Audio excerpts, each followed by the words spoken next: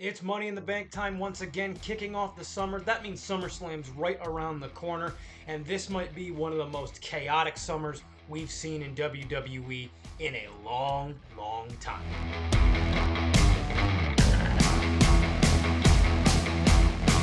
Welcome, everybody, to the Money in the Bank edition of the Announce Table. My name is Mike DeSanto, your esteemed wrestling aficionado and host, and I'm ready for this pay per view.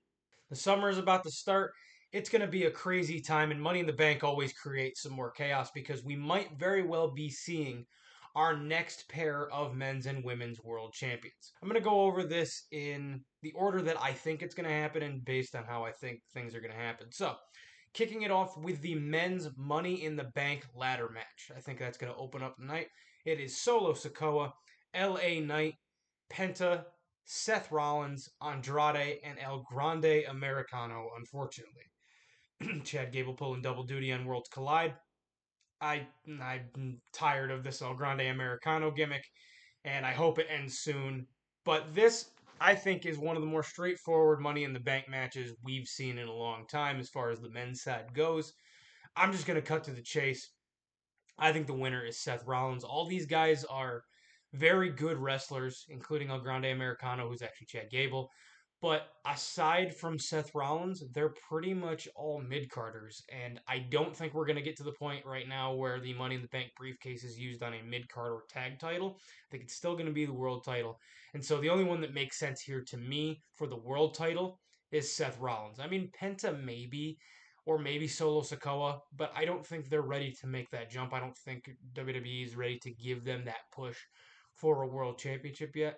And I don't think they're going to do a failed cash in. So Seth Rollins is going to be your Money in the Bank men's winner.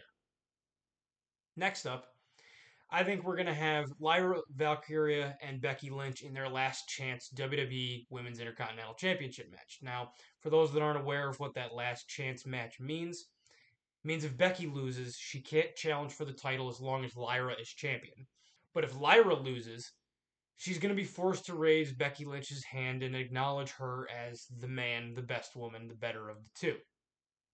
I think this is going to be a good match. Again, I like this kind of mentor mentee storyline they're doing. Kind of brings an edge to Lyra's character. It's a different thing than we've kind of seen Becky do in a long time. I think Lyra wins here because I don't think it's time to take the belt off of her yet. And I think Becky not challenging for the Intercontinental title isn't necessarily a bad thing. It kind of opens her up to be able to work with more women, different women, things like that as this heel run goes on. I think it's kind of run its course with Lyra. Like I said, I like the storyline, but I don't think it's like a long term storyline. I think it's a way to push Lyra even further, raise the prestige of the Intercontinental title for the women, and it opens them both up to new opportunities. So I have Lyra Valkyria winning. Next, I think we're going to have the women's Money in the Bank ladder match. It's going to be Alexa Bliss, Roxanne Perez, Rhea Ripley, Julia, Naomi, and Stephanie Vicaire. Now, unlike the men's one, these are all women that I can see being in the world title picture, being in that main title picture. Alexa just came back and she's kind of struggled to find her footing on TV, so I don't think it's going to be her yet. Roxanne, Julia, and Stephanie Vicaire are newer to the brands. They're younger, and I think they've got time to win their world titles, which they both, like all three of them, will. Rhea Ripley. I would love to see Rhea win because I'm a big Rhea Ripley fan. I love what she's done, how her character has continued to evolve and transition as she goes face to baby face to heel and back and forth, vice versa, kind of working with everybody and kind of fits working with everybody in the way her character can be styled.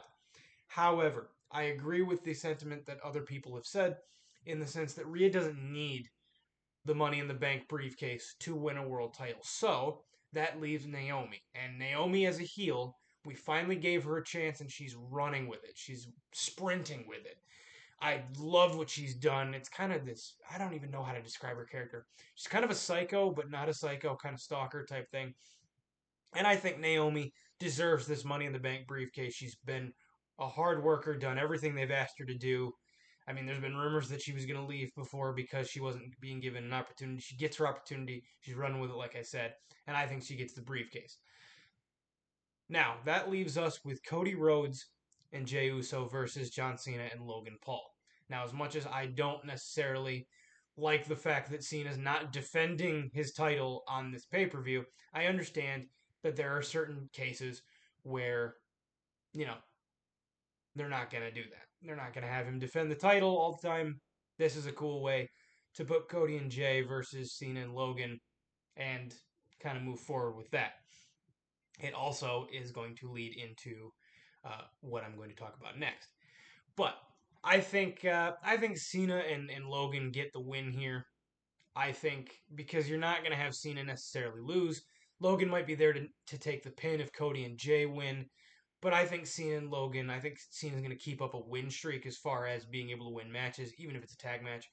And so, I think Cena and Logan win here. But that also includes what I want to talk about next, which was what are the Money in the Bank briefcase winners going to do? So again, we have Seth Rollins was the men's briefcase holder, and Naomi is the women's briefcase holder. This match I think ends, and the night ends. That's why I have it going on last with Seth Rollins cashing in on Jey Uso and becoming World Heavyweight Champion. Might feel a bit rushed to some people, but I think they've tried Jey as the world champion. I think he's had it in a long enough time that he was a solid world champion, but a lot of people haven't been necessarily on him as world champion. They've been on him, they've loved him as Jey Uso, but I don't think the world championship has necessarily elevated Jey the way they hoped it would.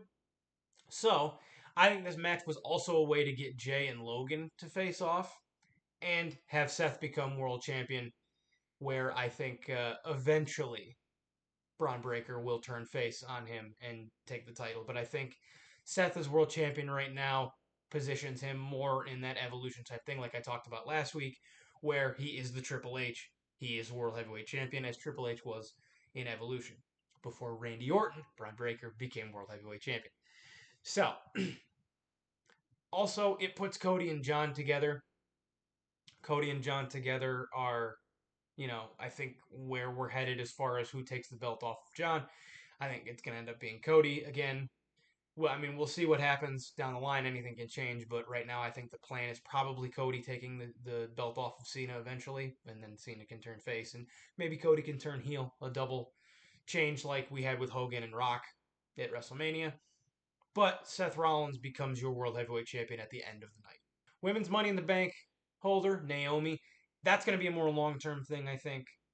I think Naomi, because they love this story, and I think it kind of fits with where her character is right now, Naomi will wait and wait and wait until Bianca Belair eventually becomes a women's world champion. She will then eventually take it, using her cash in to take the belt off of Bianca. That sends you forward into Naomi Bianca for real instead of Naomi Jade. I think by then Jade will be doing other things, and Naomi will be focused on Bianca. She'll take her title, and then we kind of move on from there. And maybe next year, if this is where the character's going, maybe next year's WrestleMania, one of the women's title matches at WrestleMania next year is Naomi Bianca, where Naomi goes into WrestleMania as the champion, which I don't think anybody ever thought we'd see. And Bianca is chasing the title from Naomi when we get into WrestleMania next year. We will be John Cena-less at that point. I think Seth Rollins may end up still being World Heavyweight Champion. Perhaps that's where Braun Breaker is going to take it, depending on where they plan on taking this stable and how long they have them staying together. But I think that's what's going to happen at Money in the Bank. I'm really excited to see what's going to happen tonight. I really have that strong feeling that Seth's going to take the title tonight. I think we're going to have that surprise cash in because Seth seems to be on the warpath of controlling all of at least Raw, if not all of WWE, and being a world champion will help him do that. But that's it for Money in the Bank. It's a pretty short card. This was a pretty short show, but that's all right because I'm excited. I'm hyped to see what happens for Money in the Bank and how it sets up our SummerSlam.